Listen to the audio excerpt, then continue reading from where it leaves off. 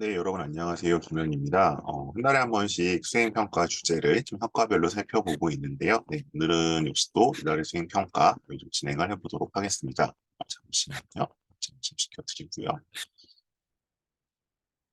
네, 그래서 이제 오늘은 일단 사회학과, 그 다음에 이제 관련된 뭐 교육학과, 이런 데 내용들을 좀 볼 건데요. 이제 뭐 매달 진행하면서 말씀을 드리지만 어떤 뭐 A라는 주제가 B라는 학과만 해당하는 약간 1대1 매칭의 개념은 아니고, 이제 그리고 이제 A라는 주제를 B학과, C학과, D학과에서 어떤 식으로 접근할지 그런 게 이제 약간 프로치 문제인 것 같습니다. 그래서 오늘 뭐 한 5가지, 혹은 약간 뭐 잠깐씩 다룰 이슈까지 합치면 7개 되는데, 이런 과들을 어떤 식으로 접근하면 좋을지 한번 고민해 보시면 좋을 것 같습니다. 그리고 약간 좀 부수적으로 먼저 좀 말씀을 드리고 가면, 이제 과목 선택을 하는 시기인 것 같아요. 이제 뭐 좀 빠른 곳들은 지금 하기도 하고, 아니면 아마 1학기 기말고사 끝나고도 이제 다음 학년 선택 과목들 얘기 좀 하기로 하는데, 기본적으로 이제 탐구나 뭐 이런 과목, 그 사회문제 탐구라든가 아니면 사회문제 연구 이런 과목들은 좀 선택을 하시는 게 좋습니다. 기본적으로 좀 깊이 있는 보고서들을 거의 뭐 내용을 자세히 담아서 세특에 써줄 수 있기 때문에 그런 과목들은 좀 선택하시는 게 좋을 것 같습니다. 역시 제가 준비된 내용은 오늘도 한 30분에서 35분 정도 설명을 드릴 거고요. 질의응답은 언제나 그렇듯이 꼭 오늘 말씀드릴 내용은 아니라 입시 전반과 관련된 내용들을 다 얘기해 주시면 최대한 좀 반영해서 정리를 하도록 하겠습니다. 음, 우선 잠시만요. 좀 늦게 오신 분이 계셔서요. 지금 신문기사가 공유가 되고 있죠. 그래서 자, 우선 첫 번째 이슈는 이제 낙태 금지, 뭐 낙태에 대한 건데요. 이게 이제 정확히 얘기하면 낙태 자체의 허용이나 금지라기보다는 이 기사가 이제 보이신 올해 4월 10일 기사죠. 그래서 조금만 키워보면, 음, 그래서 이제 그 미국이 이제 이 낙태 문제에 대해서 또다시 이제 약간 논란, 갈등이 벌어지고 있다라고 얘기를 하고 있고, 이게 지금 이제 미국에서 이제 낙태약에 대한 얘기지만, 결국 이제 그 경우 낙태를 일종의 이제 그 허용하는 쪽에서는 기본적으로 이제 여성의 자기결정권, 신체의 자유 이런 쪽으로 이제 논거를 삼는 거고, 그다음에 이제 낙태를 반대하는 쪽에서는 이제 그 태아의 생명권을 좀 삼는 거죠. 그래서 이게 이제 뭐 사실은 이 법학에서도 이제 미국의 로앤 웨이드 판결, 로버스 웨이드 판결에서 나온 이후로 이제 계속 미국에서 어쨌든 전반적으로 우리가 낙태를 좀 허용한다, 되게 좀 긍정적이다라는 쪽에 좀 인식을 갖고 왔었는데, 이게 약간 이제 플래시백, 약간 이제 반동으로 가고 있는 움직임이 있죠. 트럼프 이후에 이제 그런 데 대한 얘기를 좀 하고 있고요. 그다음에 이제 요 아래 보시면 이제 또 총기 문제도 있죠. 총기 문제에 대해서도 역시 이제 뭐 가장 몇 가지 이제 미국에서 정치적 성향을 나누는 포컬 포인트 중에 하나인데, 이 문제가 좀 나오고 있고, 그다음에 이제 그 한국에서도 이제 그 낙태죄 폐지 문제가 있잖아요. 형법성으로 이제 허용할 것인가 말 것인가. 그래서 이게 조금 이건 뭐 법학이나 정치학 문제가 아니야라고 하실 수도 있는데, 이 문제가 기본적으로 일단은 여성 인권 혹은 여성의 자기 결정권과 연결되는 문제이기 때문에.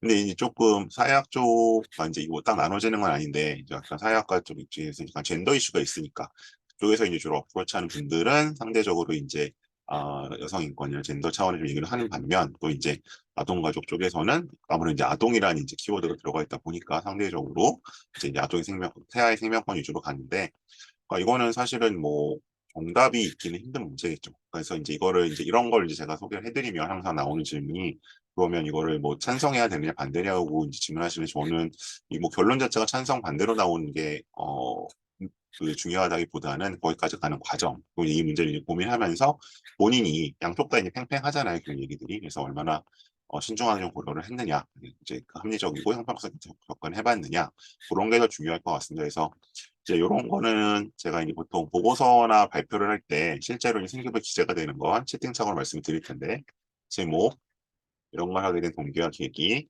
그다음에 조사 과정과 방법, 그리고 거기서 나온 결론과 결과, 이것의 의미, 그리고 이제 이것이 본인에게 영향을 변화, 이 정도로 일단 기술이 돼야 되거든요. 그러니까 행기부에 이런 내용이 들어가야 하기 때문에 실제로 보고서에도 이런 내용들이 들어가야겠죠. 이렇게 좀 해주시고, 특히 이제 어쨌든 리서치가 중요한 거기 때문에 이 조사 과정과 방법을 잘 활용하시면 좋겠다.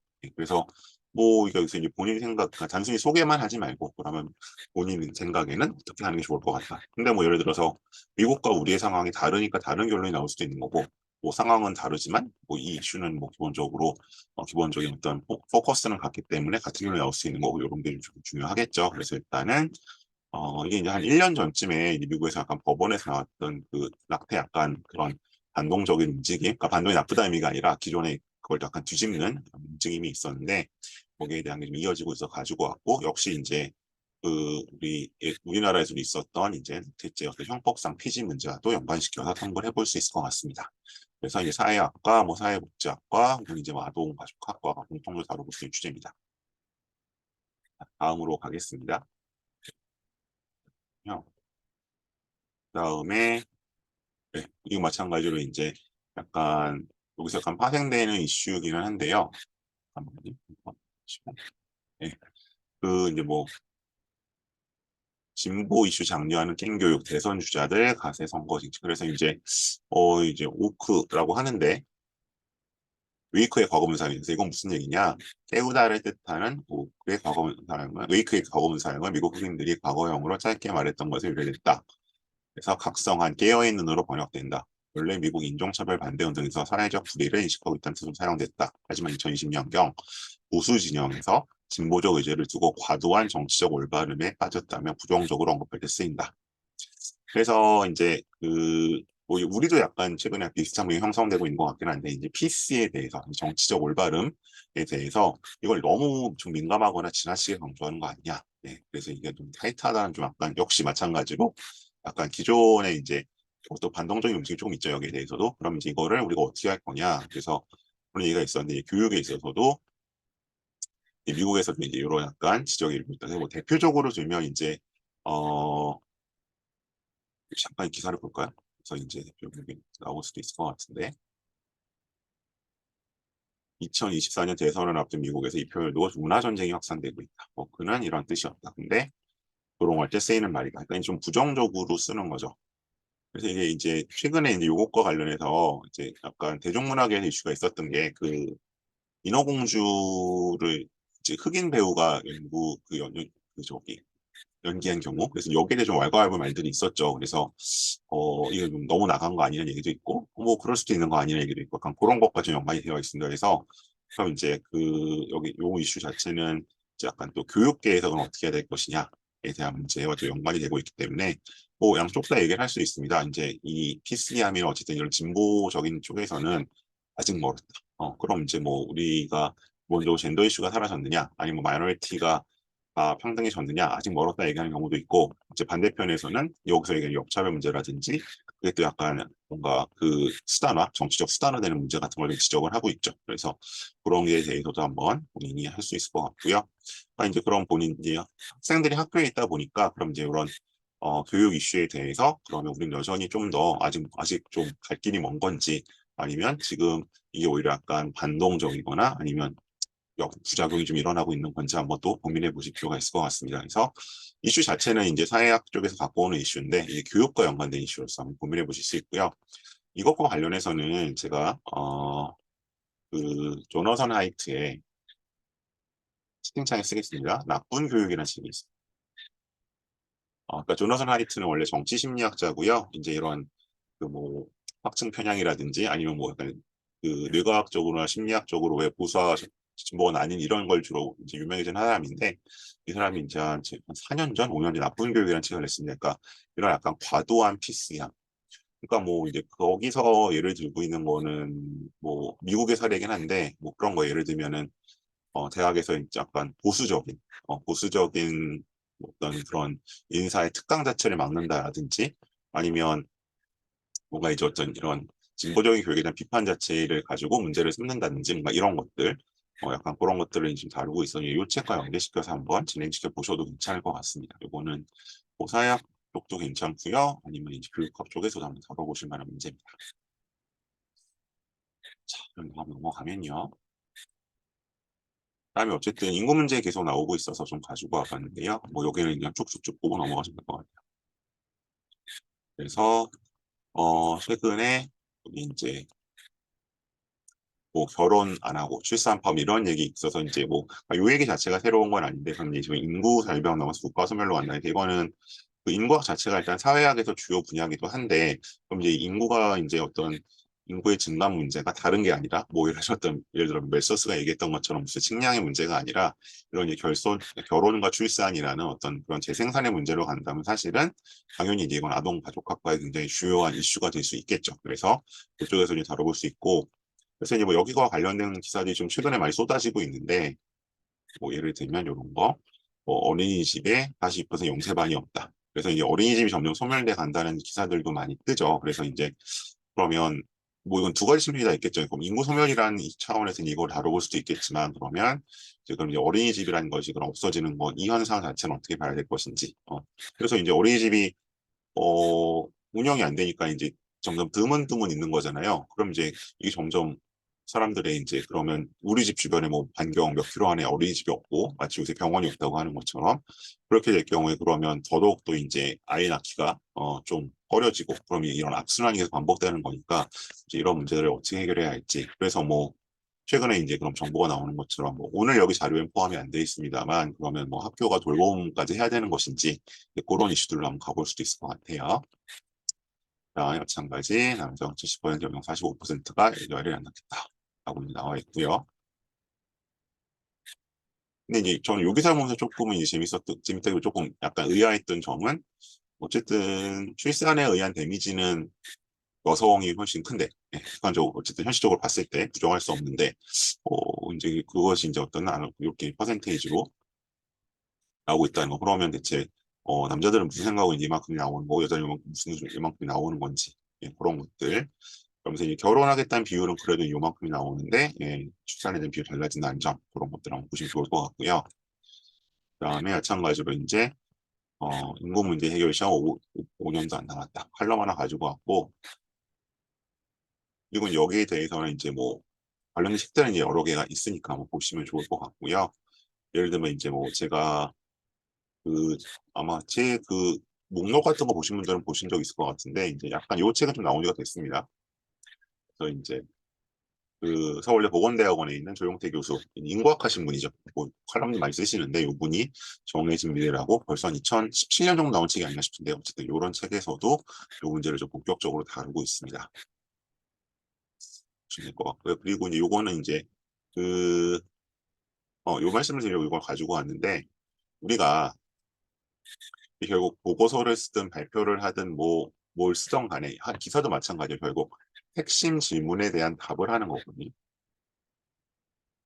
그러면 이 질문을 뭘로 잡냐가 굉장히 중요하죠. 그러니까 그게 뭐 100페이지짜리 뭐 학위 논문이 됐던 아니면 500자짜리 뭐 기사가 됐던 결국 질문 하나에 답을 하는 건 똑같은 건데 그럼 이제 우리가 보통 질문을 만들 때 what question이 있고 how question이 있고 why question이 있습니다.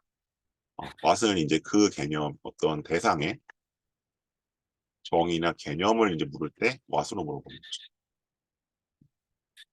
그다음에 이제 how question 같은 경우는 이제 뭐 두 가지 경우가 있는데 뭐 수단과 방법 이제 해결하는 데 있어서 아니면 상태나 상황을 물어보죠. why question은 원인이나 이유를 물어보고요. 어쨌든 저희가 보통 이제 아카데믹하게 했을 때 그 what과 how를 거쳐서 보통 why로 가는데 이제 why 퀘스천을 던졌을 때 이런 걸 던졌어. 그러면 지금 뭐 이렇게 인구 문제가 심각하다, 인구 감소 내지는 출산율 저하 문제가 심각하다고 하는데 그럼 왜 그럴까 했을 때 예를 들어 이런 이 기사 같은 경우에는 그거는 유교 문화 때문이야 라고 답을 하고 있는 거죠.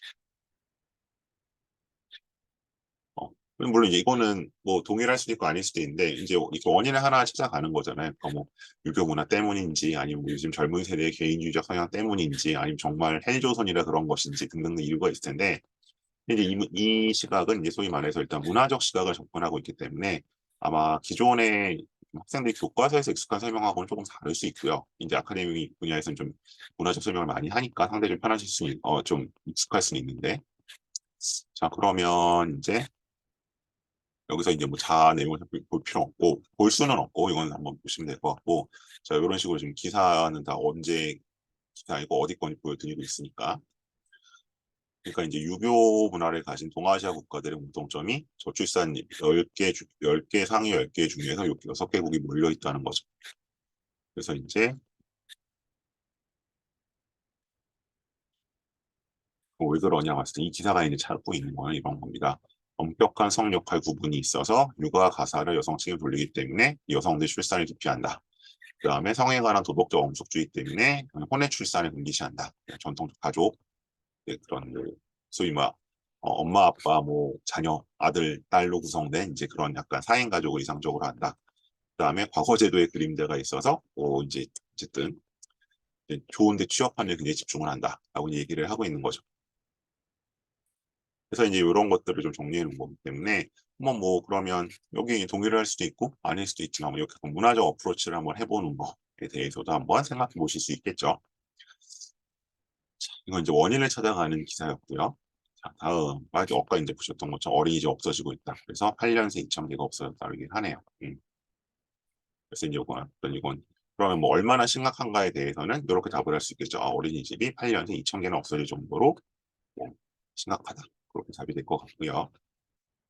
그다음에 이제 여기서는 이제 어떤 해결책으로 조금 가볼 수도 있는데 해결책은 약간 하우에 해당하겠죠.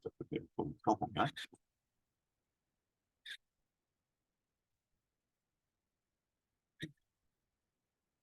이제 육아휴직 수명 결심 때문에 키운다. 그래서 어쨌든 이런 뭐 육아휴직에 대한 문제. 어, 그러니까 이제 뭐 최근에는 뭐 남성들도 뭐 육아휴직을 써야 한다, 쓴다는 말들은 나오는데 실질적으로 쓰는 경우는 많지 않잖아요. 그래서 그러면 뭐 이제 이렇게 해결책으로서 육아휴직이 얼마나 실효성이 있는가 이런 걸 한번 다뤄볼 수 있는 기사도 가능할 것 같고요. 다음. 다음에 여기 나오는 이거는 이제 약간 해외와 좀 비교를 하고 있죠. 그래서 인구 폭발 후에는 저출산이 온다. 근데 이제 여기에 대해서 프랑스는 성공적으로 대응을 했고 한국 같은 경우는 잘 못했다. 그럼 이제 프랑스는 어떻게 성공을 했고 한국은 왜 실패를 했는지 뭐 그런 식으로 어프로치를 한번 해볼 수도 있을 것 같습니다. 이걸 실제로 이제 기사를 통해서 공부하는 이제 그런 한국경제 월요일마다 나온 섹션 제가 가져온 기사였고요. 다음. 다음에 요거는 이제 조금 뭐 접근이 다르긴 한데 뭐 이제 경제적으로 좀 볼 수도 있는 문제인 것 같은데 여기 이제 보시는 것처럼 뭐 순주들 위해서라면 그래서 미 조금 뭐 1인당 연 340만 원 쓴다. 그래서 소위 말해서 이제 할마 할바 경제가 나오고 있다.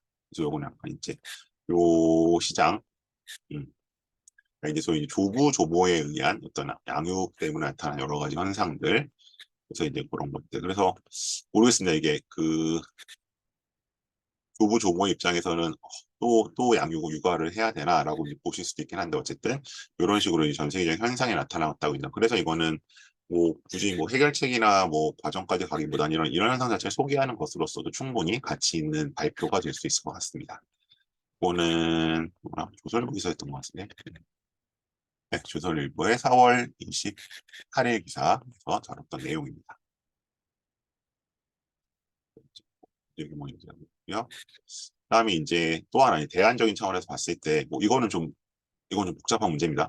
복잡한 문제인데 이제 외국인 가사 도우미를 어쨌든 뭐 도입하자, 허용하자 이런 얘기가 있어요. 그래서 이게 이제 어쨌든 가사 도우미 비용이 비싸서 여성들이 뭐 경력이 단절되거나 아니면 아이를 낳지 않거나 하게 되니까 그 해결책에 들어오는 건데 이 문제는 좀 복잡한 측면이 있죠. 그래서 어쨌든 외국인 가사 도우미가 그러면 결국 우리 그 최저임금보다 그럼 낮게 들어야 결국 효과가 있을 것인데 지금 그렇게는 못하는 거니까 좀 사실상 뭐 2, 300만 원이 들어서 그럼 뭐 그게 그거 아니냐 이제 뭐 이런 얘기 나올 수도 있고 그다음에 뭐 혹시 이제 뭐 얘기를 들으시거나 경험 있으실 수 있는데 또 이제 홍콩에 한번 홍콩인가 홍콩에 갔다가 그 일요일에 광장에 이 여성들이 되게 많은 거예요. 왜 그런가 했더니 그게 다 이제 그 홍콩이 상대적으로 이제 그 근처에서는 좀 부유하니까 그 근처에 뭐 말레이시아나 이쪽에서 들어온 다 그 가사 도우미 근로자들이 일요일에 뭐 딴 데 갈 데는 없고 하니까 거기 와 있다고 하더라고요. 그래서 이렇게 우리나라에서는 이런 게 벌어지는 거니까 결국 인권 문제가 생길 수 있겠죠. 어쨌든 상대적으로 저비용으로 노동을 들어온 문제가 있어서 그래서 약간 그런 문제들 그래서 이제 요거는 외국인 근로자 인권 문제로도 접근해 볼 수 있을 것 같고 아니면 이제 소위 말해서 어떤 가사노동 문제로 접근해 볼 수도 있을 것 같고 최근 이슈가 터지고 있기 때문에 어쨌든 이것도 과연 뭐 이게 해법이 될 수 있는가의 문제가 하나 있고 그럼 해법이 된다고 하면 괜찮은 건가 과연 이게 이제 정의로울 수 있을까 그런 고민들을 좀 같이 담아볼 수 있는 문제입니다. 또 이어지는 기사고요. 그다음에 이게 이제 그 조금 흥미로운 사실은 이걸 이제 약간 앞장서서 말해주고 있는 분이 우리가 생각할 때는 뭐 약간 그 보수적이거나 아니면 약간 그런 분이 해야 될 것 같은데 이분이에요. 조정훈 의원이라고 해서 이제 지금 약간 시대전환이라고 해서 약간 그 소위 말 진보적인 성향을 분류되는 분이죠. 그래서 이제 그런 부분, 이 부분이죠. 이분이 어떤 논리로 이런 걸 하고 있는지 한번 볼 수 있는 그런 내용이고요. 그다음에 역시 요거는 이제 사회학과 다루는 젠더 이슈에 관련된 거겠죠. 그래서 여성에게 주교회의 투표권을 줬다. 그래서 일종의 이제 유리천장, 교회에서 유리천장이 깨져나갔다라는 얘기. 그래서 이게 그 점점 이제 그 어쨌든 카톨릭이나 뭐 물론 이제 개신교도 그렇습니다. 어쨌든 이쪽에서 이제 굉장히 어 여성 차별적 요소들이 결국 약간 전통이라든가 아니면 뭐 교리라든가 이런 측면에서 좀 남아 있었는데 이게 조금씩 깨져나가는 게 있고 그다음에 아마 요 이전 교황인가요? 이전 교황인가가 또 약간 동성혼에 대해서 약간 허용할 수 있는 약간 좀 유보 그런 유연한 입장을 취하기도 했었죠. 그래서 그런 식으로 나타나는 어떤 이런 이제 변화들도 한번 다뤄볼 수 있을 것 같습니다. 그리고 이것도 이제 마찬가지니까 인구 문제에 뭐 대한 해결책으로 좀 들어온 건데 이거 좀 순서가 네, 조금 이제 섞였네요. 근데 여기는 키워보면 화순에서 이제 그 월세 1만원으로 청년주택을 해주는 그러니까 이거는 뭐 이제 전체 대한민국의 문제라기보다는 이제 지역 인구 문제, 지역 소멸 문제가 심각하잖아요. 그러니까 이거는 지금 뭐 사회학과 이슈일 수도 있고 사회복지 문제일 수도 있고 아니면 지리학과 문제일 수도 있겠죠. 지역 소멸의 문제 혹은 지역 어떤 그 불균형의 문제니까 그래서 거기서 이제 청년 월세 만원 주택 그래서 뭐 나름 효과를 거뒀다라는 기사입니다.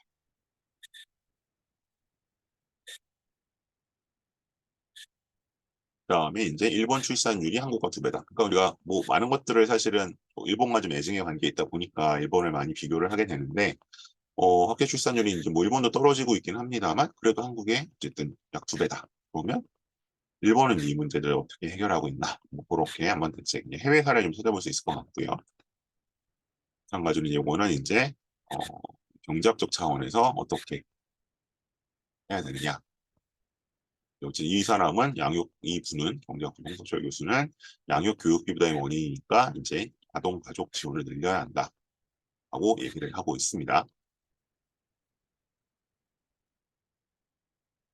그리고 이거는 그때 그 저기 52시간 근무제가 약간 이제 유연 근무제로 바뀌면서 이제 했을 때 생기는 문제들 얘기를 하고 있고요. 요건 아까 거기서 연장 기사입니다. 이제 그 손주 돌보는 조부모의 경제 급성장하고 있다. 자, 그리고 이제는 아마 그 다음 이슈로 좀 넘어갈 것 같은데요. 여기서부터는 아마 네, 그리고 학교 폭력 관련된 이슈도 좀 있습니다. 그래서 보면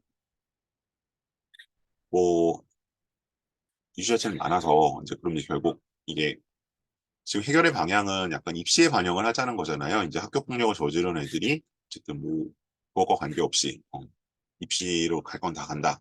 근데 이제 그러면 한번 여기에 대해서 좀 크리티컬한 얘기를 한번 해볼 수 있겠죠. 그럼 입시에 반영을 하면 학폭이 줄 것이냐? 아니면 이제 반대쪽에서는 그럼 이제 오히려 뭐 표현이 좀 그렇습니다만 변호사들만 이제 뭔가 일 늘어나는 거 아니냐? 그런 얘기들이 있어요. 이제 제 주변에서도 그래서 이제 그런 얘기들 이제 이걸 해결해가는 과정에 있어서 뭐 이분은 이제 교사에게 많은 권한을 줘야 한다는 식으로 얘기를 하고 있고, 그러니까 이런 거는 사실은 이제 교육학 쪽에서 한번 접근해 볼 수 있는 문제겠죠. 다음, 여기 나온 것처럼 학폭 처분들 교과 전형 지원을 금지하겠다라고 얘기를 하고 있고요. 또 마찬가지. 이거는 좀 더 논쟁적인 부분일 수 있는데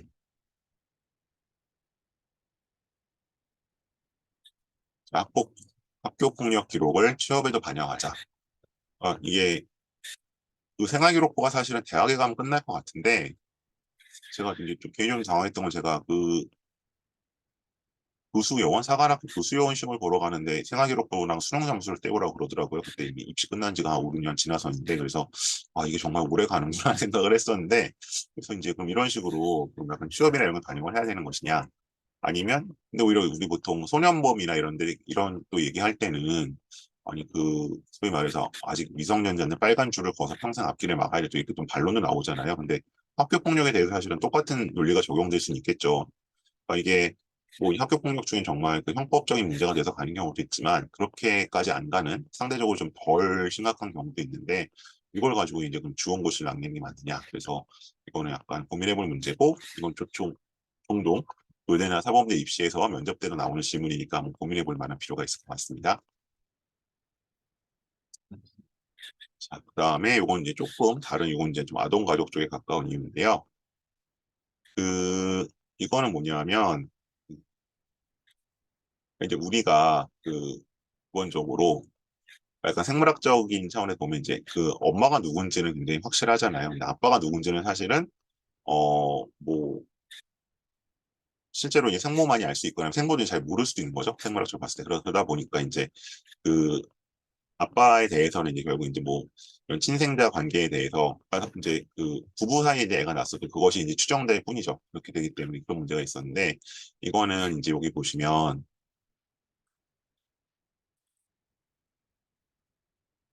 자 일단 사실관계를 조금 보죠. 여기 이제 학생들 입장에 좀 낯선 얘기일 수 있기 때문에 헌법재판소는 지난달 23일 혼인의 출생자의 신고는 어머니만 할 수 있도록 한 가족관계등록법 제46조 제2항에 대해 헌법 불합치 결정을 했다. 2025년 5월 31일까지 혼외 생부도 자녀의 출생 등을 할 수 있도록 가족관계 등록법을 개정하라고 했다. 그러니까 이게 지금 재밌는 게 뭐냐? 재밌는 게 아니죠. 어쨌든 이게 문제가 뭐냐면 송 씨는 수혜의 출생 신고를 할 수 없었다. 수혜의 생모와 이혼한 지 300일이 안 됐기 때문이다. 민법에 따르면 이혼 300일 이내 태어난 자녀의 친권은 생모와 전 남편에게 있었다.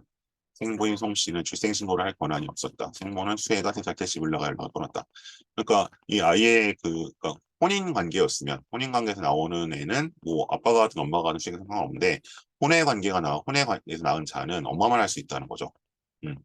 그러니까 이거는 이제 그 아까 우리 그 유교 문화 때문에 뭐 인구가 준다는 그 얘기랑 연결이 되는 거죠. 그러니까 이제 그 혼인 관계에서 낳은 아이와 혼외 관계에 낳은 아이에 있어서 차별이 있었던 거죠. 그러니까 이걸 이제 없애라고 한 거예요. 그러니까 이거는 뭐 남녀의 문제라기보다는 이제 혼인과 그 비혼을 약간 차별했던 문제 좀 오는 것인데 그래서 이제 이것이 이제 어떻게 보면은 아까 그 우리가 뭐 유교 문화 탓이다 아니면 약간 너무 지나치게 가족 중심적이라는 데 대해서 이제 그게 좀 깨나가는 그런 단계로 보시면 될 것 같아요. 그래서 이제 우리가 이 문제는 이제 우리가 그런 가족이라는 것을 어떻게 볼 것이냐.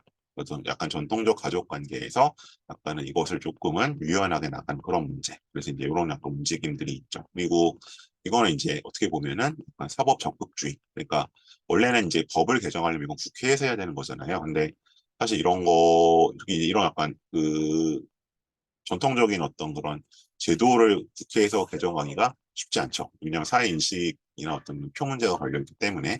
근데 이제 어떻게 이건 법원이 해나가는 거에서 이건 이제 그냥 단순히 가족 제도로만 보면은 음, 우리 어떤 전통적인 가족 제도가 좀 바뀌어가는 과정으로 보실 수 있고요. 관념이나 제도 자체가. 그리고 이제 만일에 아까 보셨던 인구 문제를 연결시킨다면 상대적으로 이제 우리가 이제 그 혼외자를 굉장히 좀 차별하는 경향이 있었는데 그게 사라지면 뭐 상대적으로 물론 이제 거기에 대해서는 가치관에 따라 판단이 달라질 수 있으나 기본적으로 어쨌든 조금 더 출생률의 증가를 기대할 수 있다 이런 얘기가 있죠. 여기서도 이제 비슷한 관점에서 좀 접근하고 있는 건 해외 사례인데요.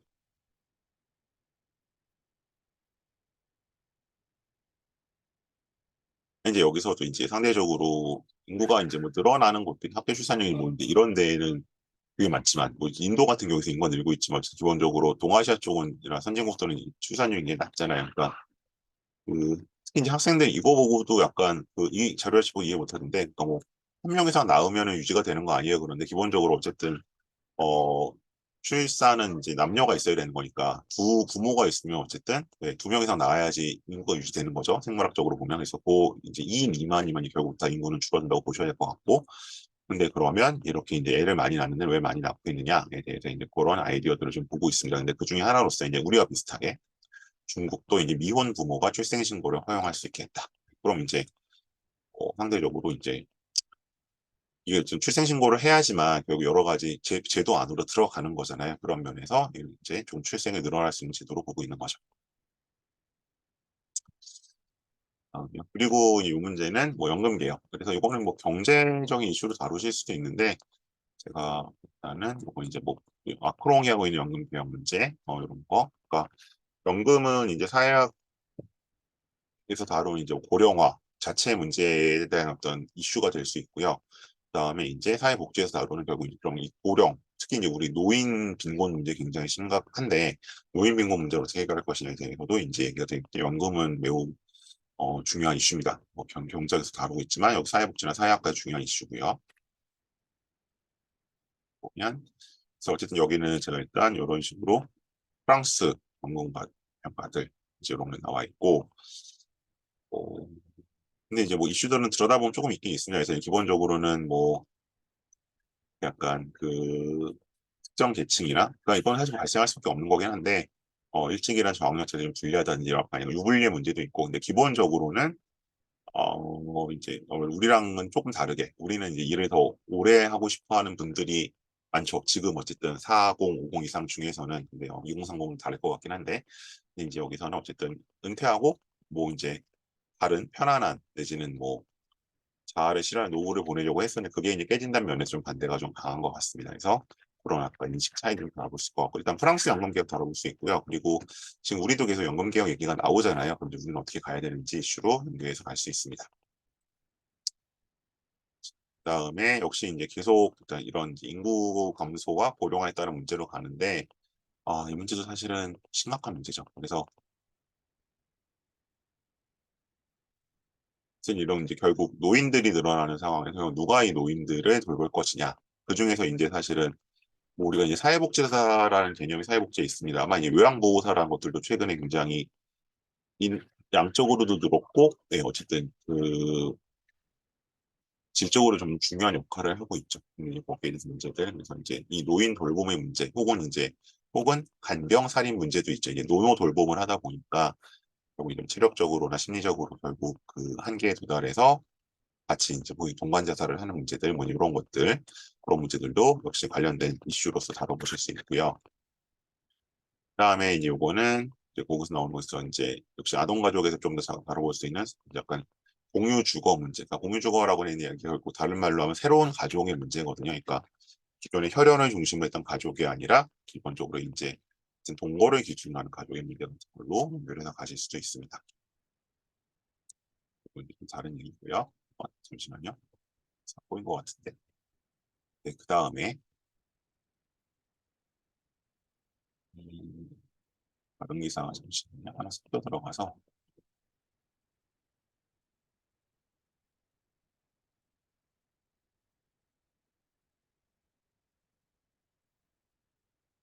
다음 거기까지 들어가고요.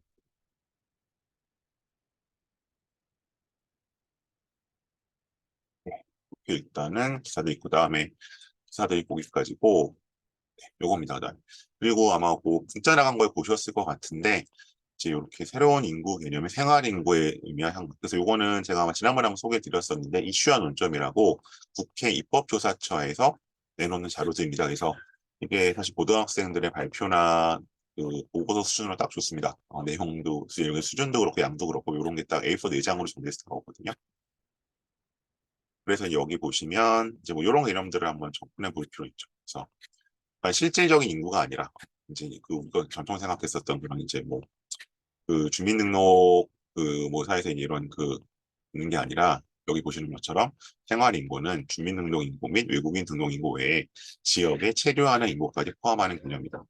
그러니까 뭐 예를 들어서 주소는 지금 주민등록은 서울에 되어 있지만 뭐 지사 지방 오피스에 파견을 나가 있을 수도 있고 아니면 주민등록은 뭐 지방에 되어 있지만 대학을 다니러 서울에 와 있을 수도 있고 이런 경우들이 있잖아요. 그래서 이거는 새로운 인구 개념이 좀 필요하다는 얘기를 하고 있어서 그럼 이제 여기 나오는 것처럼 이제 이 생활 인구의 개념이라는 것은 무엇이고 그러니까 기존에는 주민등록성 인구에 초점을 맞췄었는데 예를 들어서 이 주민등록성 인구는 서울은 점점 줄잖아요. 근데 뭐 이제 서울 외곽 지역에 서울로 출근하는 사람들은 줄지는 않은 것 같죠. 여러 가지 면에서 봤을 때 이제 그런 개념들 이제 이런 식으로 이제 어떤 이슈를 잡아서 얘기를 할 수 있죠. 그래서 뭐 생활 인구라는 개념 뭐냐? 그럼 외국에서는 어떻게 이걸 다루고 있느냐? 그런 것들. 아니면 독일은 아예 주소를 2개 이상 할 수 있도록 하게 하고 있고 사실 이건 뭐 대한민국 전체로 보면은 뭐 달라질 것은 없는데 각 지자체별로는 실질적인 인구 개념을 파악하거나 지방자치 행정을 하는 데 굉장히 중요한 요소가 될 수 있겠죠. 그래서 본적으로 이제 어, 사회학이나 아니면 또 가족 학에서 하나의 좀 관심을 갖고 접근해 보실 수 있는 문제가 아닌가 싶습니다.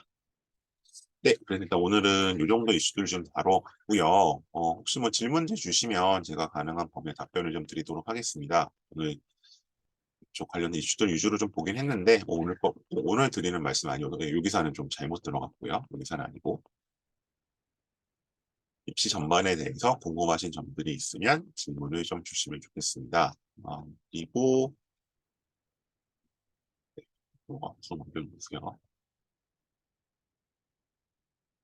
임순 네, 여기부터 점을 드렸고 그리고 제가 뭐 일단 질문을 주실 동안 조금 뭐 안내를 드리면 음, 다른 사람을 좀 공유를 하고요. 그 제 밴드에 여름방학 프로그램 안내를 조금 드렸어요. 일단 그 개인 개별 프로그램보다 이제 이 프로그램 좀 안내를 드렸었는데 요거였죠. 그래서 일단 고3 재시험 면접반 안내 드렸었고요. 보이시죠? 그래서 고2 같은 경우에 독서 논구술 왜냐하면 이게 2018학년도부터 고대가 논술이 없어져서 상대적으로 이제 연고대를 논술로 가는 친구들이 확 줄었었는데 어쨌든 지금 숫자는 많지 않지만 고대가 다시 논술을 부활하다 보니까 다시 이제 고이들은 논술을 좀 주요 카드로 이전보다 더 주요 카드로 생각을 할 수 있게 된 것 같습니다. 그래서 요거는 제가 고대 논술이 없어지면서 운영을 좀 안 하던 반인데 지금 학원 측 요청도 있고 좀 그래서 일단 리더스 학원에서 일단 고이 독서 농구술 수업을 여름방학 기간만 내신이 있으니까 한 5주 정도 진행을 하려고 해요. 근데 일단 논술 수업이긴 한데 어차피 이 친구들이 뭐 연고대를 같이 예전에도 그랬지만 면접도 좀 봐야 될 거고 그리고 이제 생기부 관리 좀 해야 될 거고 해서 그런 약간 종합적인 반으로 꾸며갈 겁니다. 어쨌든 연고서성을 학종이나 저 논술로 가려고 하는 친구들을 기본으로 하는 반이니까요. 이게 아마 설명회는 제가 다음 주 중에 있을 것 같긴 한데 미리 좀 공지를 드릴게요. 그래서 요 이제 고2 반 7월 15일 개강하는 반인데 여기 좀 관심 있는 분들은 그래서 뭐 저한테 상담 전화해 주셔도 좋고요. 네, 그렇게 좀 해주시면 좋겠습니다. 그리고 오늘 뭐 고3은 별로 안 계실 것 같긴 한데 고3 면접반 관심 있으신 분들은 이게 지금 토요 오전반은 예약이 찼대요. 물론 예약자가 다 등록을 하는 건 아닌데 일단 여기 몰려있기 때문에 그래서 이제 뭐 토요일 오전반이 정 좋으신 분들은 뭐 거기 예약을 저기 뭐야 대기를 걸어 주셔야 될 것 같고 아니면 이제 뭐 다 토요일 오후나 일요일 오전, 일요일 오후반은 아직 뭐 여유가 있으니까 요건 좀 미리미리 예약을 주시면 좋겠습니다. 이건 제시문 면접반 8회짜리입니다. 네, 이렇게 일단 제가 준비하고 있는 그룹 수업 프로그램 말씀을 드렸고요. 그리고 뭐 언제나 여름에 있는 뭐 배치 컨설팅 이런 것들은 아마 제가 이 월요일쯤 일단 종합 브로셔가 나올 것 같아서 그거는 또 밴드에도 게시를 좀 하고 개별적으로 연락을 좀 드리도록 하겠습니다. 네, 혹시 뭐 오늘 질문 있으면 질문 받겠습니다. 질문 주세요. 오늘 꼭 내용이 아니라 입시 전반에 대한 거다 괜찮습니다. 아니면 뭐 이번에 새로 나온 입시 전형안 나온 거나 25년 계획안에 대해서 괜찮습니다.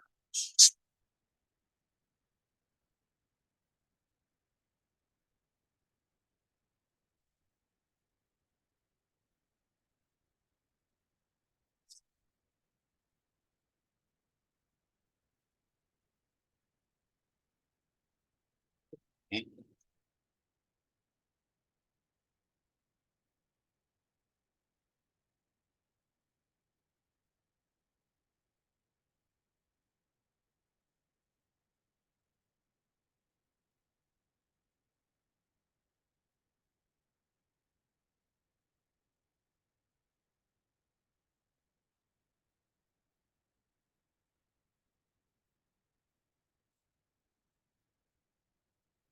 네, 특별히 질문 없으실까요?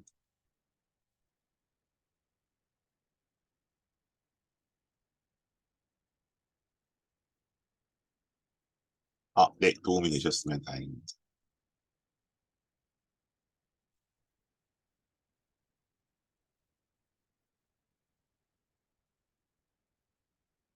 네, 다음 주엔 아마 수요일에 제가 고대 논술 부활된 거 가지고 아마 그 지난번에 한번 보셨을 것 같은데 그 김응서 선생님, 논술 선생님과 같이 좀 다시 한번 뭐 얘기를 좀 해보려고 하고요. 그래서 뭐 저녁 때 온라인 설명에 맞춰도 괜찮고 아니면 이제 낮에 위저스에서도 아마 설명회가 있을 겁니다. 고2 대상으로, 고1, 2 대상으로 해서 보기 와주셔도 괜찮을 것 같습니다.